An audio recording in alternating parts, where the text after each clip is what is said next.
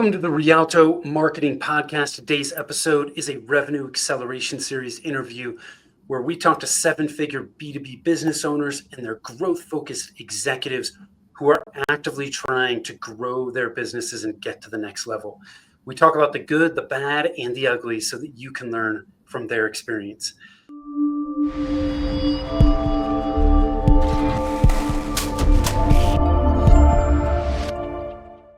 Hi, I am Tim Fitzpatrick with Rialto Marketing, where we believe marketing shouldn't be difficult. Thanks for tuning in today. I am super excited to have Michelle Tinsley from Saeda with me today. Michelle, welcome and thanks for taking the time. Thanks for having me. It's a great pleasure. Yeah, it's awesome. I'm excited to dig into this with you today. Before we jump into the heart of the interview, I want to ask you a few rapid fire questions if you're ready to jump in with both feet. Yes. Awesome. So very quickly, what do you do? How long have you been doing it? So I'm the CEO at Saeda. We're a digital transformation company, and I've been doing that for about 10 months. And prior to that, I was in the world of startups, and before that, corporate America. So I've had lots of different experiences. Yeah, I was going to say you've been all over, right?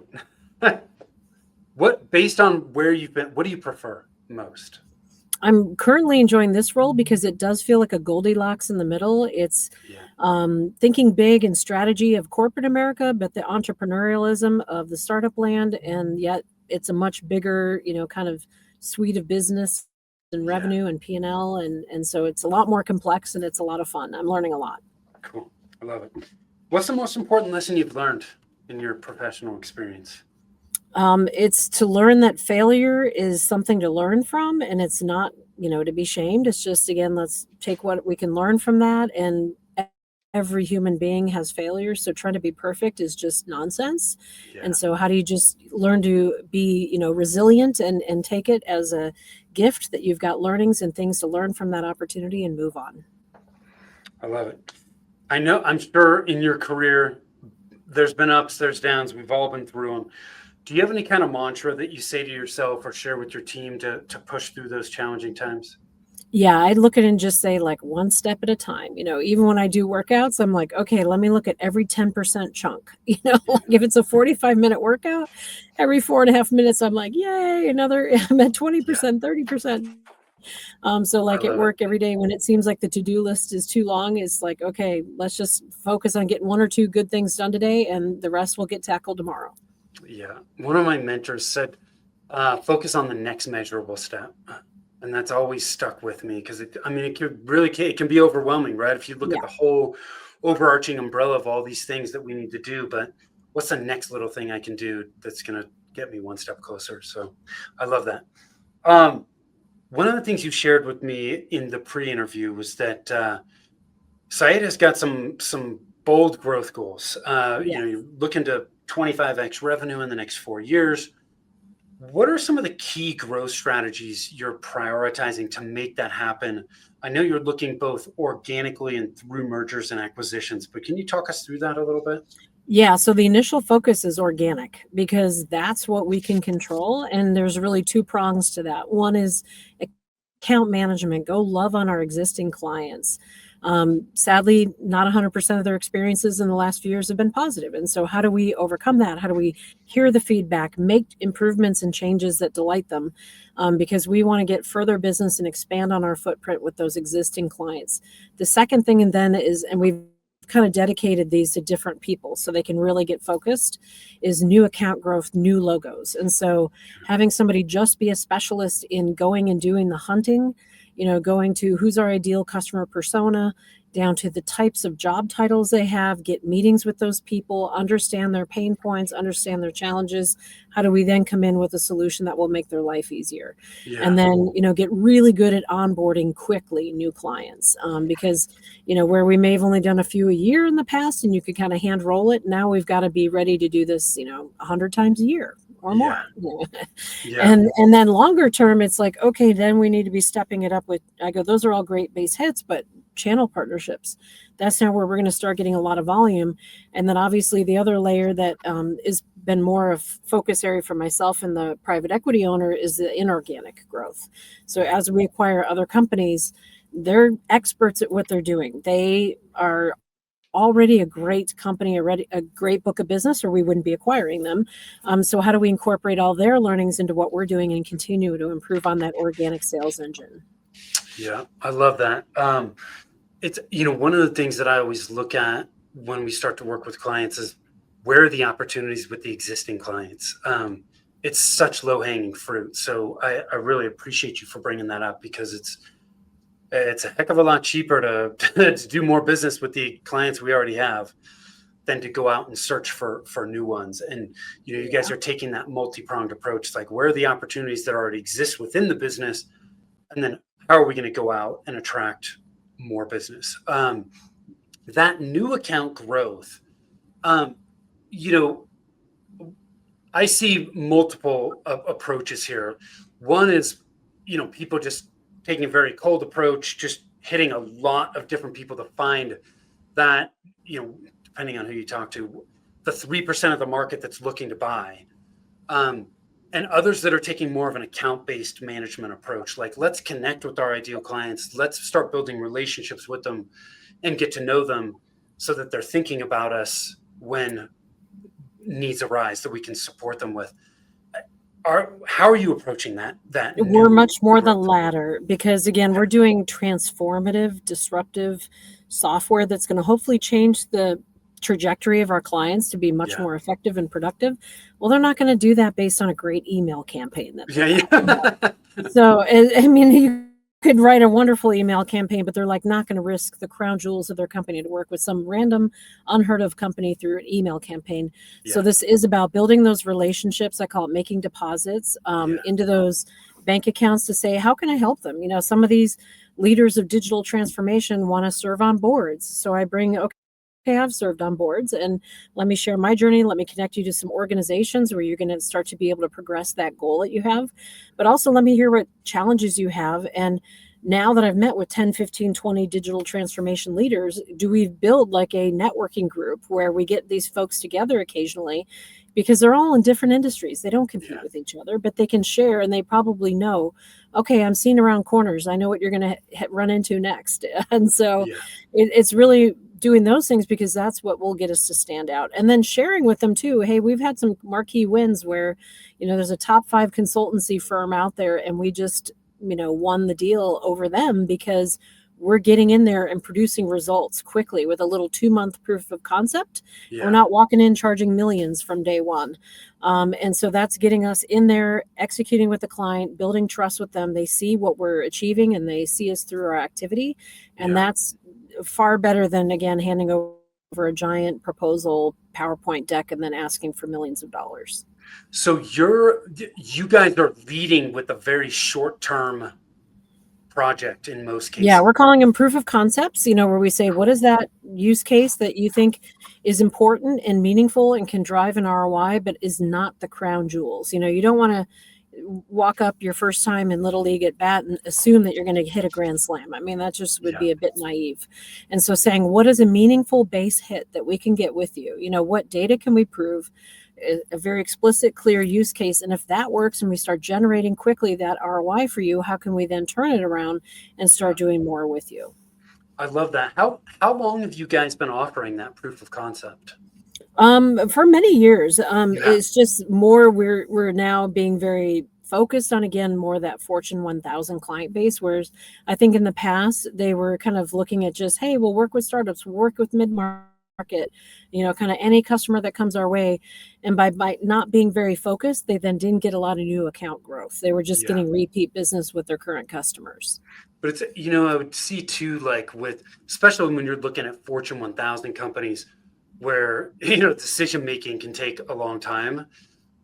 I see this as this proof of concept offer is it's almost try before you buy, right? It's a Mhm. very low barrier to entry. Sure. It's not a huge dollar amount for them, but you can, like you said, you help them get quick wins. They know what it's now like to work with Saida. And then it's like, okay, what else can we help you with? Exactly. Yeah, I love that. Because And so many also people. sometimes see how quickly we can put together a team. We had one where Yeah, we were quoting it, and within 2 weeks we have the team fully staffed, because we yeah, have a unique sourcing engine with 47,000 people in that database. So we're ready to tap into and get very hyper specific about the type of roles we're trying to fill.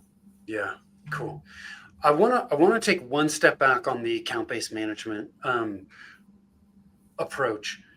As the CEO, what's your time frame? Like, how large of a window are you looking at this tactic uh, before it starts to produce results?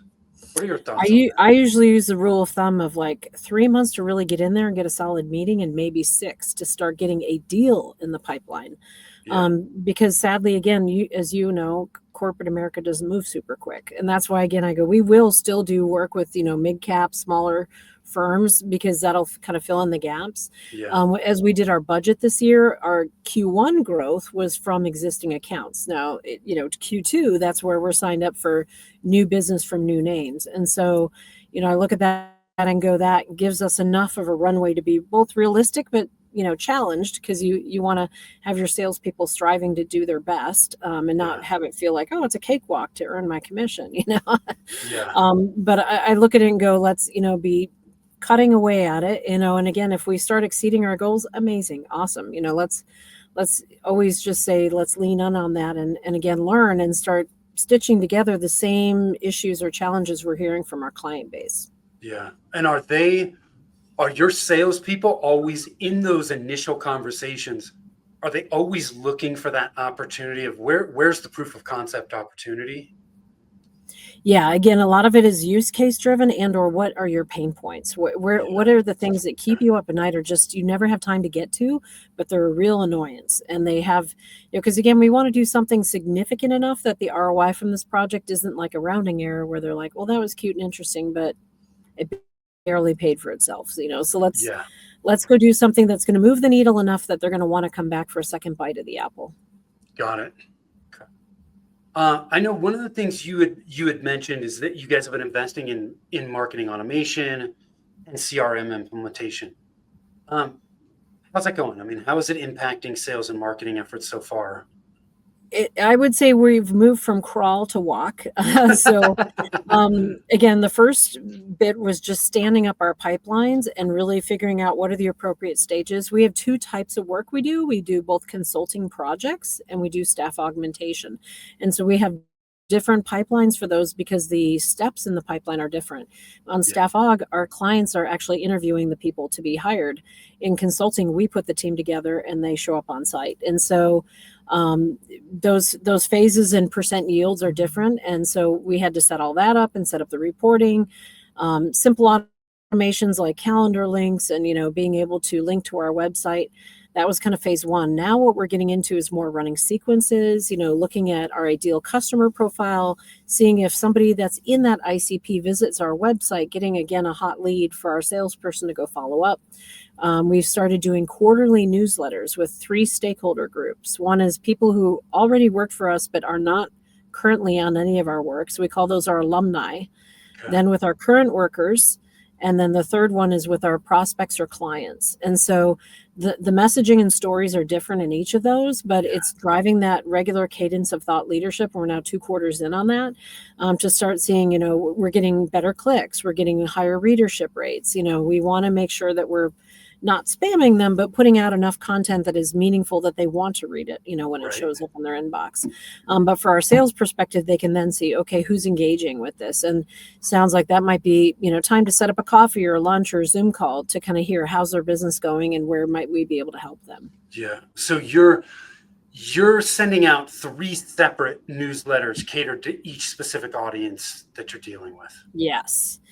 I So love the it. example was this last quarter one for the current workers was, why do you need to log your weekly hours? And it's because we need to see a real burn rate on our consulting projects to know, okay, we're 4 weeks into the project of an 8-week project. Are we halfway through the hours consumed, or is somebody overzealous and working too many hours, and we need to slow the roll there or manage, where we're at. We don't want to find out in week 8 of the project at closure that, whoops, we overran 20 hours. And so trying to explain to them that we have more a real-time pulse of how the business is working if we get that 52 pulse points a year versus waiting to project ends or halfway through a project to go collect that information. Yeah. Whereas, like, again, our customers and prospects wouldn't care about that. And our alumni, it was more about our referral program and what skills we see as being most asked for by our client base. So if somebody wants to go upskill or take some trainings, they know, okay, this is where the industry is headed. Yeah. I really like that. And I think there are plenty of businesses that are overlooking that. By segmenting the audience, you're able to send a much more relevant message, which is going to lead to better engagement over time. Yeah. So, And some people would say, oh, just focus on the customer and the prospect, the paying customer. I go, but the problem with that is it's our workers who are the quality for us. So if we don't nurture them and bring them along with our vision of where we're headed, there could be some very big misalignment. They could be like, this is just a job. I'm just punching a clock. I just got to get this, software written and then I'm out of here. And unfortunately, that's not going to be great quality for our paying clients. So I need to kind of get them enlisted in our vision of where we're headed as well and see why it's good for them to do that. Yeah. Yeah. Super, super important. I know one of the other things that you mentioned with marketing is just the challenge of generating quality leads, increased deal flow, especially companies express, more interest in AI, but they're hesitant to take action. How are you tackling that? Yeah, I think some of this is, again, really asking them kind of what's your budget, what's your timeline, who's the decision maker. So really getting that buying criteria understood. Yeah. And then also trying to just peel the onion on, so what's the urgency behind AI? Where is this coming from? Sometimes they admit it's our board or our CEO, our C-suite is asking us to jump in and do AI. It's like, well, have they thought through, is there a specific area of the company they want to try it on for size first? AI can mean so many things. It's been around for 20 years in predictive modeling and large data sets. And so do they mean more the traditional AI? Do they mean real-time decision making with edge AI? Or are they talking more generative AI? And so, really trying to understand what is that use case and what are they looking for? Because that will then discover what data sets are needed. And a lot of times, I'd say 9 times out of 10, their data is not ready. And so they do need to make a little bit of an investment on cleaning up and organizing the data so that it's ready for AI. Got it. So that's the data that you guys would use to feed the AI. Yep. Model. Yeah. And it may, I say data, but it could be things like, okay, with generative AI, you're loading files. Okay. Well, do you know which files? And again, when it comes to data governance, you know what information is in those files and may need to be protected. Yeah. And so thinking through what, if you're a super tiny company, you may just be using the open public models in the sky, which are fine for like generating social media content or a new marketing piece. But if you're talking, recommend me a scope of work, generate that first cut, proposal for my next client, I'm going to load up the last 5 client proposals. You probably don't want those loaded to the public cloud. Because now you're training the whole universe out there, but also it could get discovered somehow, and it's usually under an NDA. And so you don't want to be feeding confidential information into the public models. Yeah, got it. Do you, I would also see too that the activity that you're doing with your CRM is gonna help that lead quality and deal flow pipeline, because you're actually gonna have the data that you need to determine, like, who do we spend more time focusing on, Exactly. right? And with our CRM, we can when. see they were on your website for this long, and these are the 3 to 5 pages they looked on, and how long did they stay on each of those pages. And so it's really getting some great insights into, okay, what part of the website were they looking at? Were they looking at case studies? And again, we know as we've just started adding, we put a blog out in Q4, start adding more to that blog content, more to case studies to download. We will get, a little bit of that, collect the information and permissions to follow up with them. That, if you want to download a case study, then we want the right to follow up and do a Zoom call and see what, challenge you're looking to solve. Yeah. Are you guys using, what tools are you using for that? We're using HubSpot for our Okay, that's what I CRM. thought. Yeah. And that And are you connects with using the HubSpot for your website too? Just little pieces right now. We're Okay. on Webflow, which is not super easy. And so over time, but again, as we do M&A, we're kind of like, this is the conundrum of, I don't want to go spend six figures on my website and then find out in 6 months, oh, the website shifted to something else that we acquired. And now Yeah. all that money is gone and Yeah. kind of had a short life to it. So we're kind of taking it a step at a time, just to figure out that as we do our M&A activity, that we're not overspending on some things. Yeah. Yeah. That's cool. And just for those that are watching and listening, I don't necessarily, recommend one tool over another, but to me, it's the tool that makes sense to you and the one that you'll actually use and implement is the one that is probably the best to use. But certainly HubSpot is a very popular platform. Yeah. And the more of their tools that you're using, the more relevant data you get because their systems really tie well together. Yeah. And so there's a lot of things that you can track. But it can also get very expensive very quickly. Uh, Yes. so, yeah. So, anyways, that's cool. As you were talking, I'm like, I bet they're using HubSpot. Um, Yeah.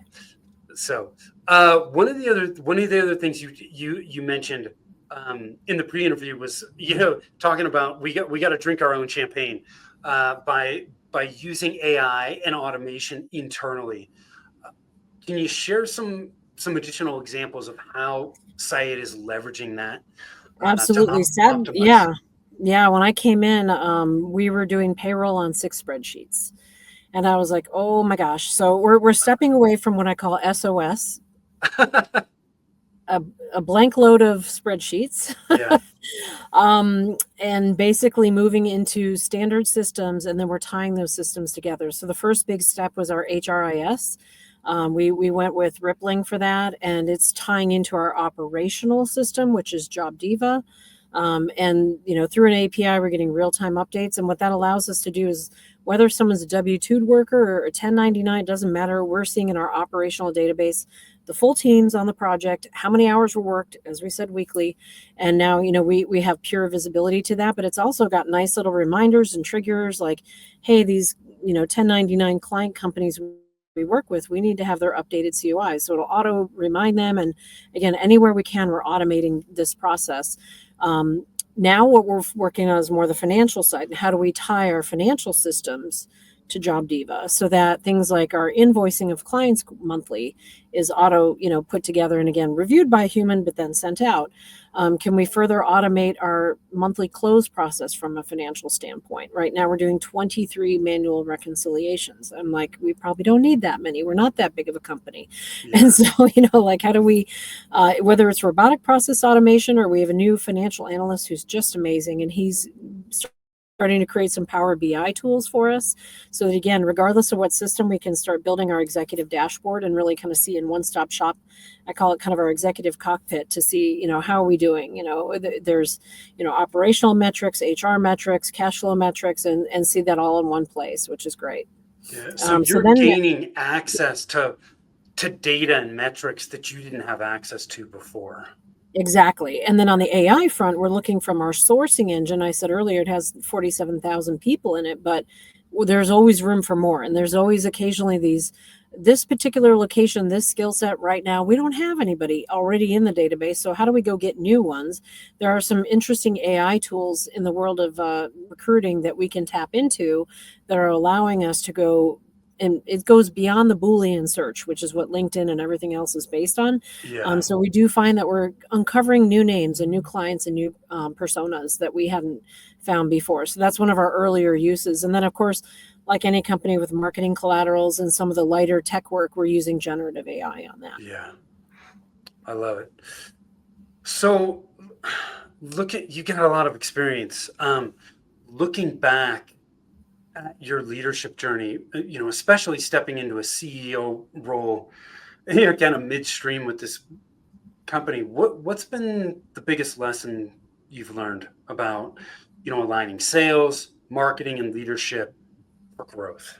Any I think thoughts it's there? just a real hyper focus for me on my time, because There's no shortage of things I could be doing at any given point in day and time, or double, triple booking. And so really figuring out what of this do I personally need to do, and what of this could be a learning exercise, a stretch thing for one of my staff to go do. If I start thinking, well, they're too busy, well, maybe they could be pushing stuff onto somebody else on their teams. Yeah. So really looking at either just saying, okay, do we just delete that action item because now priorities have changed?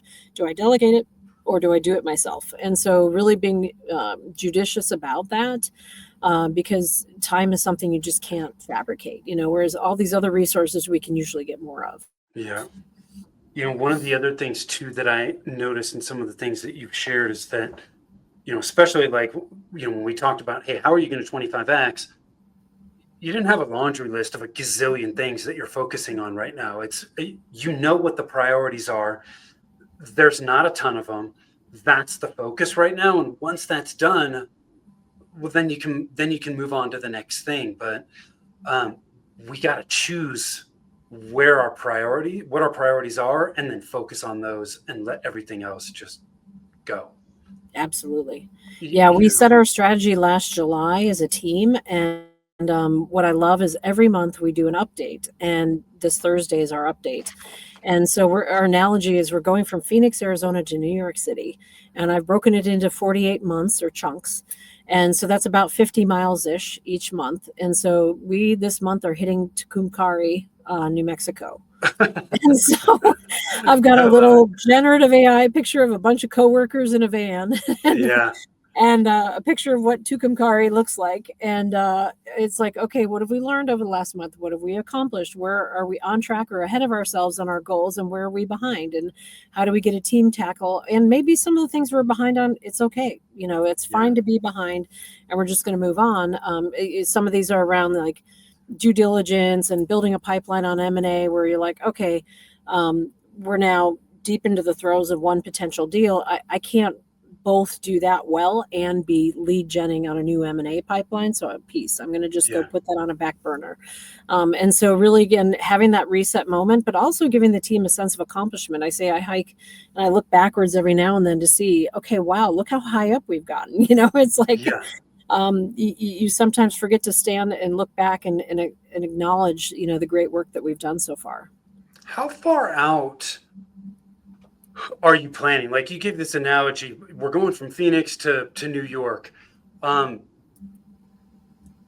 you know all the things that you believe you need to do to get to New York, or are you looking more at, our next goal is New Mexico, and these are the things that we're going to do to get there? And then you evaluate once you're at New Mexico. Is that how you plan? Yeah, we're hyper focused on the next quarter, or then as we get into it, that quarter. And that's within the context of 5 strategies or swim lanes. So I don't think those 5 strategies or swim lanes will change at all in the next 4 years, because they're growth. They're people operating, their operations, they're our center of excellence, which is our investment in our systems and our people. And then lastly, our financial engine, of like building the funding highway. And so those 5 are never going to change. Now, the what we're doing each quarter absolutely will. And again, that's where we're seeing, oh, wow, happy moment. We're ahead of things on this one. And, oh, this one we ran into headwinds and we didn't expect that. We're joking that, we may get into a state where we hit a pothole or a detour, and we've got to, there's these unexpected things that life just throws in your way. We'll have to figure that out at the time. But certainly it's one of these where we can course correct. And if you try to think too far ahead, it just becomes fiction. So we're like, let's really focus on, this quarter strategy. What we're going to do is in the first week of April, set the concrete goals for Q2. But I said, each of you as a swim lane owner needs to be looking at Q4 of this year and saying, now by the end of this current quarter of Q2, I will be halfway through the year. Am I really on track to hit that Q4? Or if I'm intellectually honest, am I planning to be behind? And therefore, what do I need to do to be aggressive in Q2? Because then I at least get Q3 and Q4 to kind of catch up. Yeah. So you have an idea of where the long term is, but you're not laying everything out. Correct. And I thank you for sharing that. The reason I asked is because I certainly have my own opinions about it, especially when it comes to marketing, where we only plan in 90-day sprints. Like that's it. Sure. Because anything else is just, it's a waste of time and it adds too much complexity and it changes in 90 days anyways. So Yeah, you're why gonna learn waste a the lot. time? Yeah, Exactly. You and that's gonna learn. shape how you Yeah. forecast the next quarter, yeah. Yeah. And you're going to iterate. I think there's nothing wrong. You need to know where the long-term objective is. And you need to have an idea, I think, of some of the things, some of the tactics, some of the channels that may help you get there, but you don't need to plan everything out. It's just what are the priorities that we're going to tackle right now for the next 90 Agree. days? And it helps Yeah, like, eliminate all this yeah, distraction and overwhelm. when we look to go do this again in July, we may have new people at the table because we've completed our acquisition. So Right. I want to make sure that they're getting a chance to write down some of the goals and help us get to the end of the year goals. And those end of the year goals absolutely will need to be modified because, we could be twice the size of a Right. company because of the M&A. Yeah. Yeah. Yeah. It's fascinating. Thank you so much for sharing that. I want to ask you one last question before we wrap up, which is, knowing what you know now, is there anything you do differently? I think it's continue to be patient with myself. I think sometimes I have very high expectations and I get really frustrated and impatient with myself to, where the internal, coach in my head is negative or very hard on myself. And so it's like, give yourself some grace, give yourself some patience, take a deep breath and really hopefully enjoy the moment. Hopefully enjoy, the journey we're on. Because again, if I learn through this, it just makes me a better leader for the future. Yeah. Michelle, thank you for taking the time. If people want to connect, where can they learn more about you? Definitely on LinkedIn. I'm super active on LinkedIn as well as our Saida website.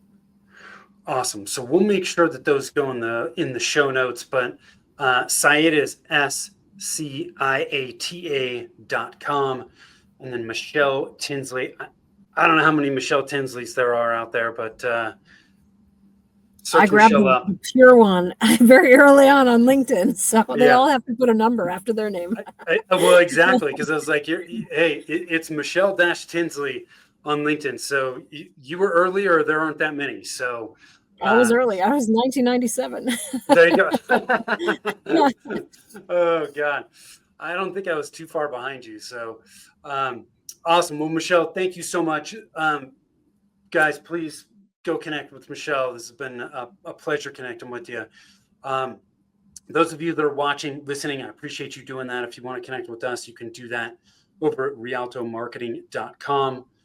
The other resource we've got for you is over at revenueroadblockscorecard.com. And we help clients build their marketing engine. We focus on 9 key areas.